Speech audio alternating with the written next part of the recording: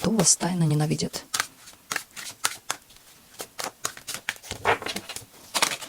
Ух ты ж. Смотрите, не один человек здесь, да, выходит.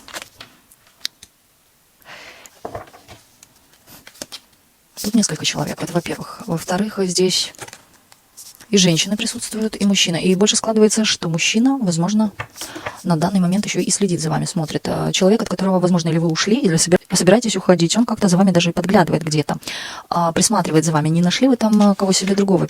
Это раз. Женщины, которые, возможно, между вами конкурируют. Женщины, у которых совершенно другие взгляды на жизнь, нежели у вас, как они считают. Да, есть, возможно, даже обсуждение вас, причем, знаете, в таком не очень хорошем ключе. Но я не вижу вашего сейчас, да, общения с этими людьми.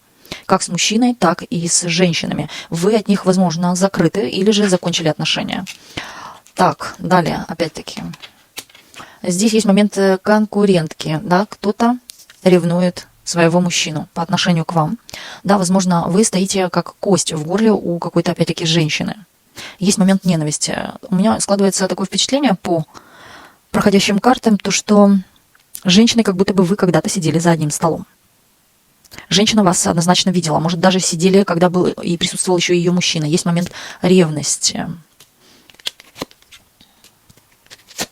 Кто вас ненавидит? Вас еще не то чтобы ненавидят, вам, скорее всего, больше завидуют, потому что вы имеете больше ресурсов, больше, возможно, знаний, да, очень умный человек, начитанный человек, глубокий человек, да, у вас есть универсальность, вот, и есть чему равняться, но тут момент некой зависти даже проходит, не то чтобы ненависти, а вот по поводу ненависти здесь однозначно, кто выходит, это мужчина, коллектив какой-то, да, из женщин, и одна женщина, которая ревнует своего мужчину, и здесь момент есть такой, что она вот просто готова вас в пух и прах, женщина на расстоянии, кстати, она где-то за вами наблюдает. Далее. Знаете, тут женщина зло держит, но такая ехидная дама. Причем, знаете, мужчине очень мило улыбается, а когда отвернется в сторону, скалит зубы. Вот такая, как лицемерие некое тут проходит. Второе, здесь момент по правосудию. Она, да, или попала в больницу, да, или заболела, что-то такое могло произойти из-за ее злости. Тут момент ревности, момент злости, агрессии. В интернете где-то за вами наблюдает или знает ваш контакт, возможно, даже где-то вас видит.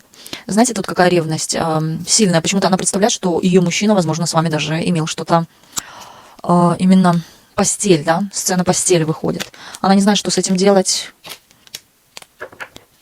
Но тут момент есть некого...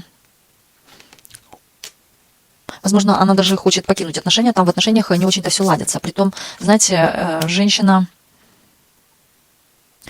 говорит, что она отомстит всем, да, кто на ее мужчин лезет. Есть момент такой мести. Причем эта месть вызывает, возможно, даже какие-то заболевания. Вы знаете, тут, я бы сказала, серьезная женщина, стоит бы подумать, кто это, потому что с дороги она не сойдет, держит четкое направление по отношению к вам. Ну и не только к вам, здесь есть еще соперницы, которых вот она как бы хочет, да, с дороги убрать в сторону, дабы быть счастливой. Но вы знаете, на этом счастье не построишь, если уж мужик посмотрел в другую сторону, то ясно, да, о какой любви может быть речь. Здесь даже обращалась женщина к тарологам, магам, да, каким-то мастерам. То есть спрашивала, узнавала информацию, возможно, вообще о вас, если у вас между ее мужчиной и вами что-то, была ли постель, также про других женщин. Она прячет свое лицо, показывает, она скрывается, или как-то инкогнито, анонимно заходит на ваши социальные сети, может быть, или где-то анонимно за вами наблюдает. Да, у меня даже складывается впечатление, что здесь она как будто бы следит. Вот такая вот женщина.